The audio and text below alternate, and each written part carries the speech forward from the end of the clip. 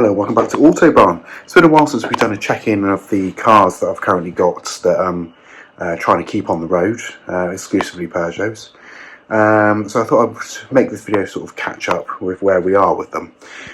So the first one is my daily runner, the silver Mardi Gras D-Turbo 205. This one had its MOT back in January and needed a little bit of work to keep it sort of going.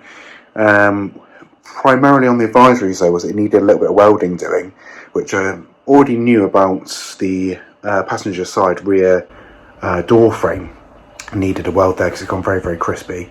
Although it's not a structural thing, it's not a failure, I just really wanted to get that sorted out before it got any worse.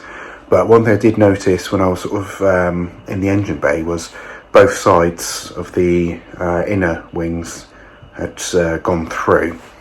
So they needed sorting out ASAP, because that is an issue. When you start getting holes there, it's not long before that is structural and that's an MOT failure. You know, one side was on the advisories.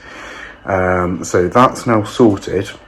Came to a total of 90 quid. I've got an absolutely brilliant welder.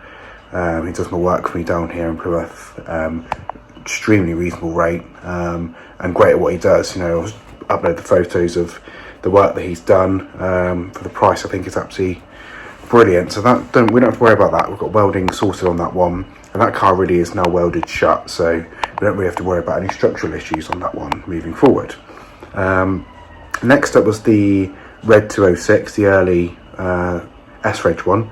That's just come back from its MOT, and it passed without actually needing any additional work doing to it, which is quite refreshing. There was a couple of advisories, just sort of service bits and pieces, nothing too major to sort out, and no corrosion under the car, which is the main thing, because 206s are notorious for getting a wee bit crispy as the years are moving on, and this is the earliest year you can buy one, so you would expect it to be extremely rotten by this point. But in actual fact, maybe the earlier cars they put a bit more effort into because they wanted to, you know, give customers reassurance that they were going to be a durable vehicle like the early 205s were. So yeah, that's through its MOT, absolutely fine. Really pleased with that one. It's yeah, it had a whole new exhaust system put in, as I said in the last video. That was not the advisories last year, so that was ticked off. Rewired in the fog light, which was another thing that it would have failed on, and just various little bits and bobs that were required and knew would be needed to get it through. So it didn't really need much in the way of attention. It was looked after with its previous owner, you know, it's been, you know, I've gone over it with a fine tooth comb in my ownership, which has now been a year. So I've had it since the 12th of March of 24, and now we're on the 20th of March of 25, and so I've had it over a year. So, you know, it's pretty decent. It's been a good little car in that time, actually, so I think that one will be staying with me. You know, my mum's sort of little daily driver, that one at the moment. Moving forward to the blue 406 Coupe, which the majority of this video is about. That fella there, he's a little wee bit crispy underneath. I've had a good look underneath it now. Needs a big old weld on that rear sill.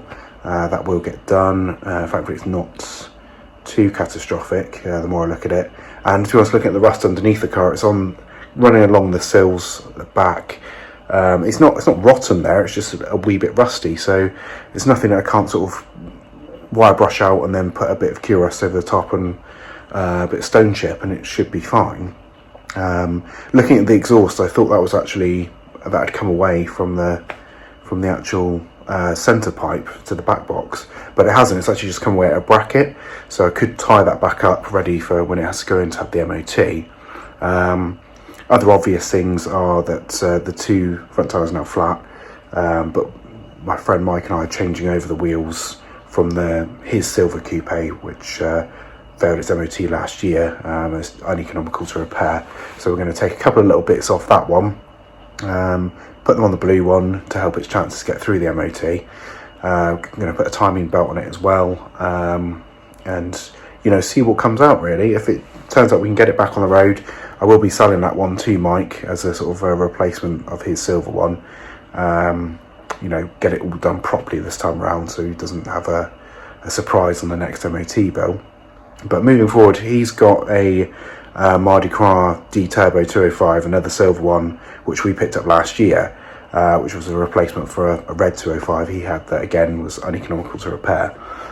This one's been an absolute nightmare. You've seen in previous videos trying to get it to start, and now it's coming up to MOT time again for that car. So we've got a whole list, a line of cars that need sorting out, but hopefully next week the garage is going to be on the case, looking at the fuel lines. It's drawing in air from somewhere. We think it's between the airlines going back to maybe the fuel pump, so hopefully we can get it running again, and while it's there might as well have an MOT in it, because you know, money's there to burn in it. Bloody French cars, but that's the bed we make, isn't it? So yeah, that's just catching you up with what's going on really, as a sort of a video of the blue car briefly as I got underneath it. It was a nice day today, so I had a little look under it and did a little video of that. So have a little gander at it and see what you think as well. Drop me some suggestions in the comments as well if you want to. If not, I won't hold it against you. So, you know, until the next time, ta-ra.